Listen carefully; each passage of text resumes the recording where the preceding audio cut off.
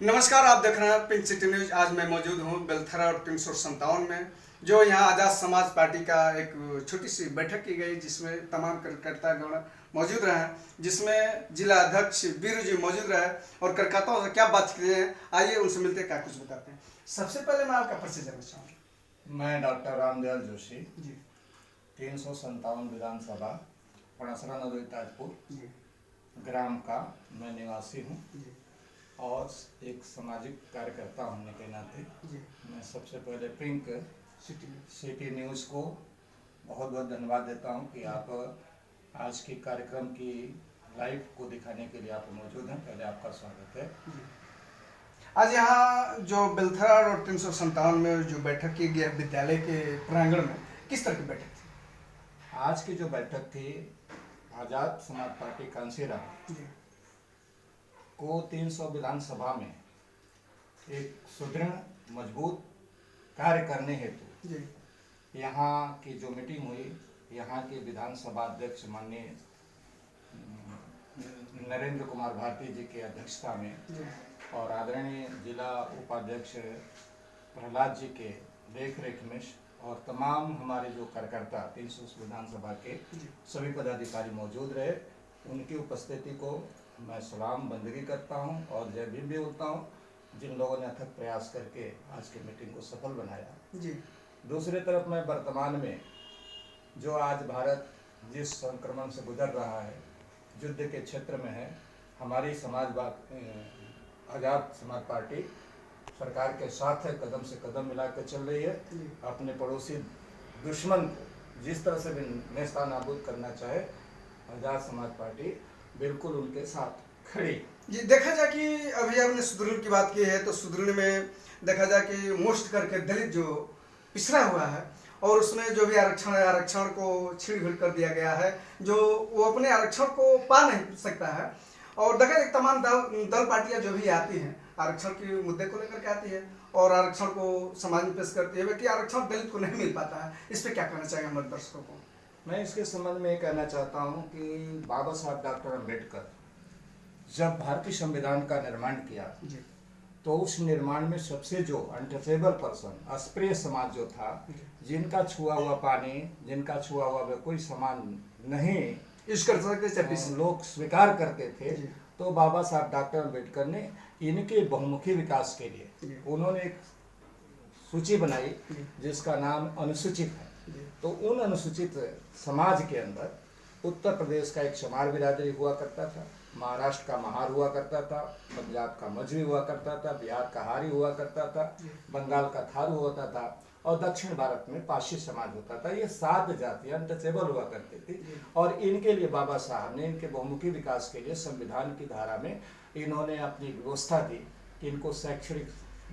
विकास, आर्थिक विकास, सामाजिक विकास इनके होने के लिए आरक्षण दिया। लेकिन दुर्भाग्यवश पिछली सरकारों ने इसमें इनके विकास को रोकने के लिए अन्य जो टचेबल पर्सन के लोग थे उनमें शामिल कर दिया, जिसके कारण इनका हक अब नहीं मिल रहा है और आज ये आरक्षण से होते हुए भी आरक्षण से वंचित हैं, क्योंकि जिनके लिए आरक्षण बना था वे आरक्षण पा नहीं रहे हैं, बल्कि वे पा रहे हैं जिनके लिए आरक्षण जरूरी नहीं। देखा जाए कि अभी आपने 7 जातियों को गिनाया है कि 7 जाति अनुसूचित जाति में आती है, बाकी मोस्ट के देखा जाए कि दलित जिसको शुद्ध चमार कहा जाता है, तो उनको आरक्षण नहीं मिल पा रहा है। इसका क्या कारण है? उसका कारण ये है कि जो भारत की एक सामाजिक जो व्यवस्था देने वाले लोग हैं, जिनको हम दूसरे शब्दों में कहते हैं, वो भी आतंकवादी कहे जाएंगे, सामाजिक आतंकवादी, जो इस जात को कभी उठने से कभी भी वो कोशिश नहीं करते कि समाज उठ पाए, तो उन्होंने इनको आज भी टारगेट बना करके इनको वंचित करते हैं और दूसरे जो टचेबल लोग हैं उनको अपने पास जोड़ लेते हैं, चाहे नौकरी का क्षेत्र हो, चाहे पत्रकारिता का क्षेत्र हो, चाहे विधायिका का क्षेत्र हो, कार्यपालिका का क्षेत्र हो, सभी क्षेत्रों में इनको न रखकर दूसरे को रखा जा रहा है और ये कहा जा रहा है कि हम तो दलित के बड़े हितैषी हैं। तो जो टचेबल लोग हैं, जो सछूत लोग हैं, वे तो सत्ता और सरकार की नौकरी में जा रहे हैं, लेकिन जिसका सपना बाबा साहब डॉक्टर अम्बेडकर ने देखा था, वे बेचारे आज पूरा वंचित हैं, उनको नौकरी नहीं मिल रही है, उनको अच्छी शिक्षा नहीं मिल रही, उनको आज भी खाने के लिए मुस्ताद है। हमने यहाँ पे अनुभव किया कि बड़े जो कारपोरेटर हैं जो कंपनियां हैं उनको मजबूर किया जा रहा है। उनको मजबूर किया जाए कि इस जात को इसमें नहीं रखना है, दूसरे को रख लेना चाहिए। तो इस समय दलित समाज ने खास तौर से चमार बिरादरी को एक ऐसा पॉइंट जो बाबा साहब ने दिया था, एक वोट का अधिकार, तो हमें सभी के साथ मिल करके हमें कार्य करना है। लास्ट सवाल आपसे ये रहेगा कि तमाम दल पार्टियां आती हैं और चमार के हितैषी की बात करती है, जिसमें बहुजन समाज पार्टी है, जिसमें आजाद समाज पार्टी है। तब तक Bahujan Samaj party single body party होती थी, अब दो हो गई। इसमें दोनों में कौन चमार के हितैषी हो सकता है? दरअसल जो बहुजन समाज पार्टी थी, जब वो खड़ी हुई तो वो 4D के ऊपर दलित सोशलिस्ट संघर्ष, जिसको DS4 कहते थे, वो खड़ा हुई और मनुवाद के खिलाफ इस समाज को खड़ा किया। लेकिन दूसरी तरफ गलती हुई कि मनुवाद के खिलाफ खड़ा तो कर दिया, लेकिन हमारी दूरियां बढ़ गई। लेकिन मायावती जी ने जिनको गाली दिया था उनको ही अपने मन पार्टी का मुखिया बना दिया, जिसके कारण बहुजन समाज पार्टी जो कांसीराम ने स्थापित किया था, जो बहुजन समाज के लिए किया था, बहुजन समाज में चमार ने, बहुजन समाज में भर, बहुजन समाज में यादव, बहुजन समाज में बनिया, बहुजन समाज में दुसाद, बहुजन समाज में मुसलमान, बहुजन समाज मतलब ईसाई, सारे लोगों को एक साथ रखने, इसका नाम बहुजन समाज पार्टी है। कांसीराम ने सबकी सब भागीदारी दिया था, लेकिन मायावती जी ने एक ऐसा कैंसर अपने पास रख लिया, जिसके कारण हमारे बहुजन समाज, जो कांसीराम का सपना था, जो बाबा साहब का सपना था, वो फिर धीरे धीरे लोप होने लगा। तो मैं बधाई देना चाहता हूँ आज़ाद जी को,